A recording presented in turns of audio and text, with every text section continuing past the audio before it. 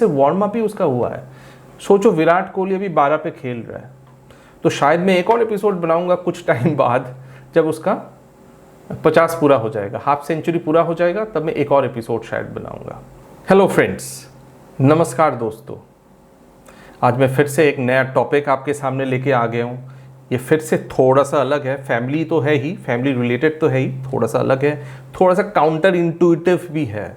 बहुत सारे social media influencers आजकल जो चीज़ हमारे देश में लोगों को बोल रहे हैं उससे थोड़ा सा अलग है। आपको एक डिफरेंट पर्सपेक्टिव में दूंगा, आपको सोचने के लिए मैं मजबूर ज़रूर करूँगा, ये मेरा वादा है आपसे। आपने तो टाइटल में देखा ही होगा, हमारे 12। अब ये हमारे 12 क्लब है क्या? ठीक है ना, 12 बच्चों का क्लब। अब इमेजिन करो, आपको एक सिनेरियो दिखाता हूँ मैं, जैसे मैं नॉर्मली करता हूँ।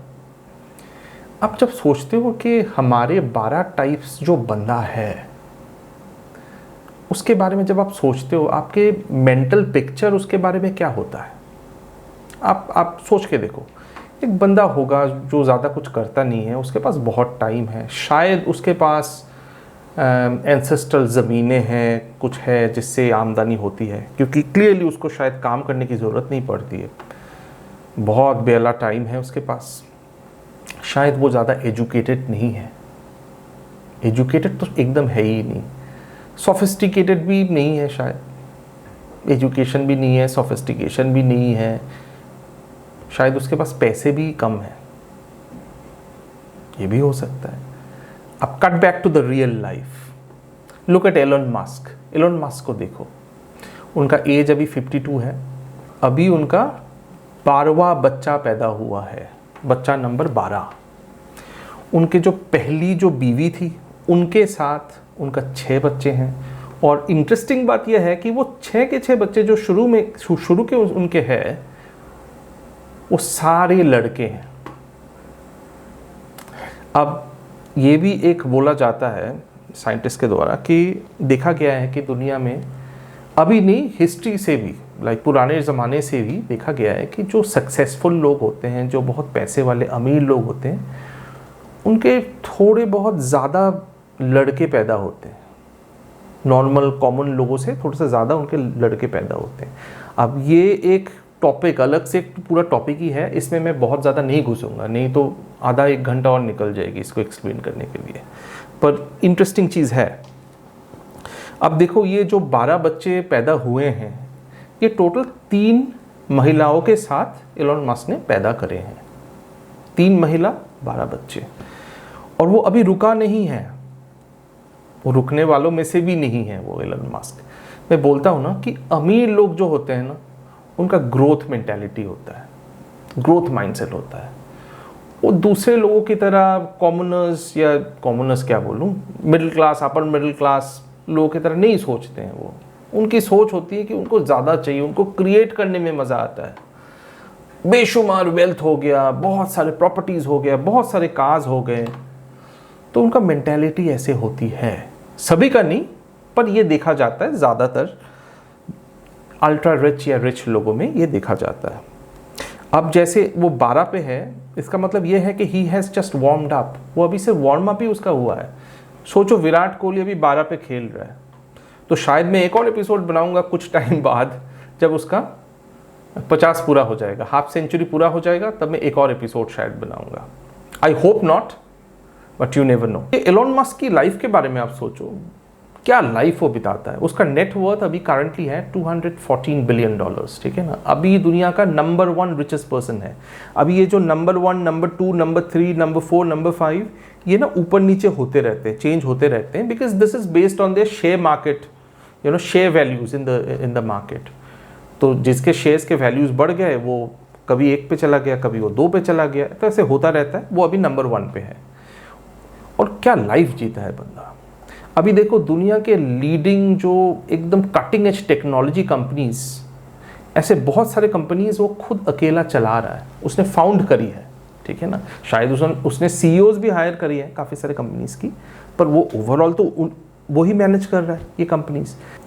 अब ये सोचो कि ऐसा बंदा जो इतने सारे कंपनीज को फाउंड कर चुका है, चला रहा है, तो कितना बिजी होगा। क्या वो घर में बैठा हुआ है?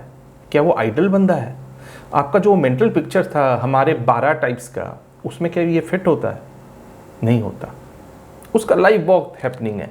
अब उसका जो एक पैलेशियल मैंशन है, यानी कि पैलेस जैसा घर है बोका चिका टेक्सास में, अमेरिका में, क्या लाइफ जीता है वो। पर एलोन मस्क में एक चीज़ बहुत अच्छा है, आप उनके आइडियोलॉजी, उनके सोच से आप एग्री करो या ना करो, ठीक है ना, ये आपके ऊपर है, सभी का इंडिविजुअल चॉइस है।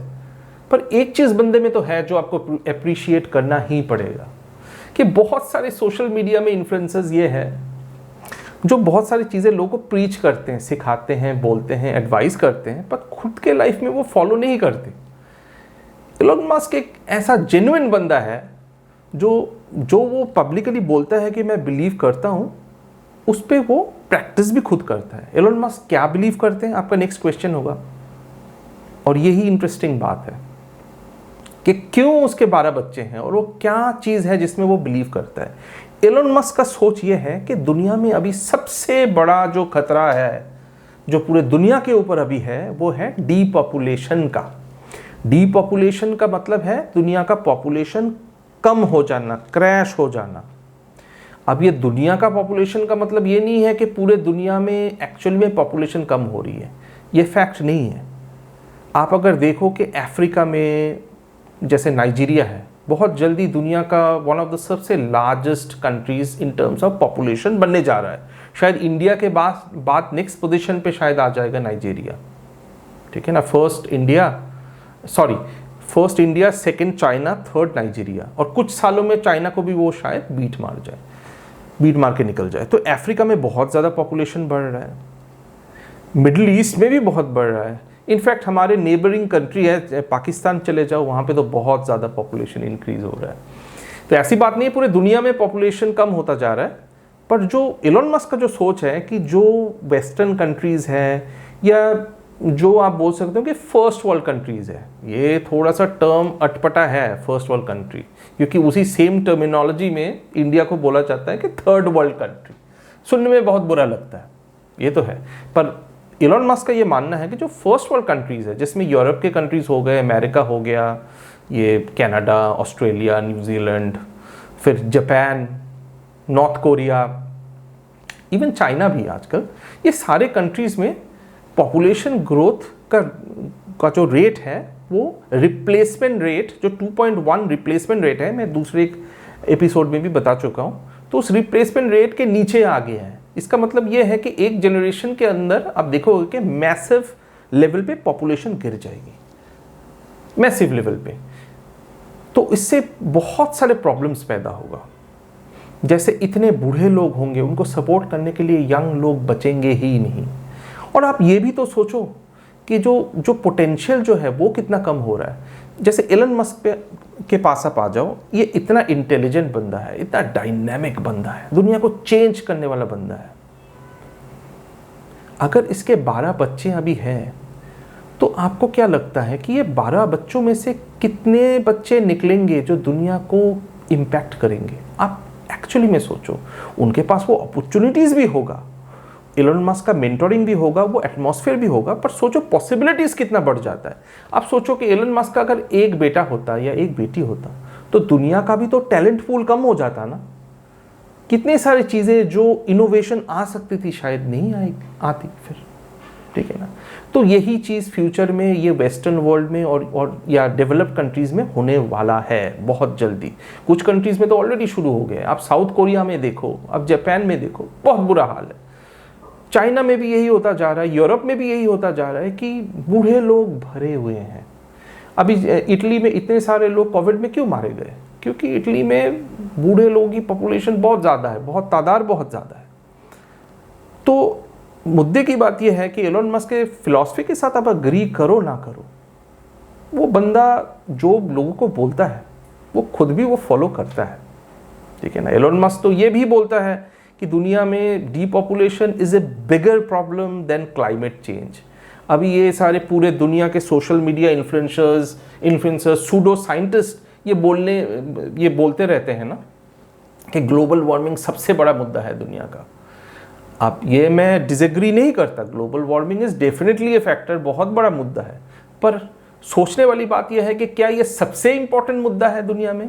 देर आर अदर इंपॉर्टेंट फैक्टर्स, और अगर है भी, अगर हम मान ले एक सेकेंड के लिए कि ग्लोबल वार्मिंग सबसे बड़ा मुद्दा है, इसका सोल्यूशन क्या है, कैसे निकलेगा? तो इस पे भी एक इंटरेस्टिंग चीज़ मैं आपको बता दूं। जॉर्डन पीटरसन एक इंटरनेट पर्सनैलिटी भी है, he is a practising psychologist from Canada. इन्होंने एक बात बहुत अच्छी बोली है कि एक सोल्यूशन ये भी हो सकता है कि दुनिया में इतने सारे करोड़ों मेल न्यूट्रिशन से इम्पैक्ट हुए बच्चे हैं जिनको प्रॉपर न्यूट्रिशन नहीं मिल रही है, खाना नहीं मिल रही है, इनको हम अच्छा न्यूट्रिशियस खाना प्रोवाइड करें, ठीक है ना, तो इनकी जो डेवलपमेंट में जो इंक्रीज आएगी, क्या पता उसी से एक इम्पैक्ट आए कि उसमें से बहुत सारे ऐसे बच्चे निकलेंगे जो ओरिजिनल कॉन्ट्रीब्यूशंस करेंगे, वो ऐसा कुछ टेक्नोलॉजी निकालेंगे या ऐसा कोई उपाय निकालेंगे जिससे ये ग्लोबल वार्मिंग का प्रॉब्लम भी सॉल्व हो सकता है। तो जो हम सॉल्यूशंस हमें इमीडिएटली हमारे दिमाग में आता है या हमें बोला जाता है ये ट्रेडिशनल इन्फ्लुएंसर्स के साइड से, क्या वो सच ना हो? तो at the end of the day you have to sort of think for yourself. आपको खुद का खुद को ही आपको सोचना है। मैं सिर्फ इतना कर सकता हूँ, आपको एक अलग पर्सपेक्टिव दूँ, एक काउंटर इंट्यूटिव पर्सपेक्टिव आपके सामने लेके आऊँ जिससे आप सोचने के लिए मजबूर हो जाओ, ठीक है ना। तो आज के लिए इतना ही, ज़्यादा खींचना नहीं चाहता। मैं एक और ऐसे ही काउंटर इंट्यूटिव वीडियो लेके आपके पास बहुत जल्द आने वाला हूँ। तब तक के लिए थैंक यू।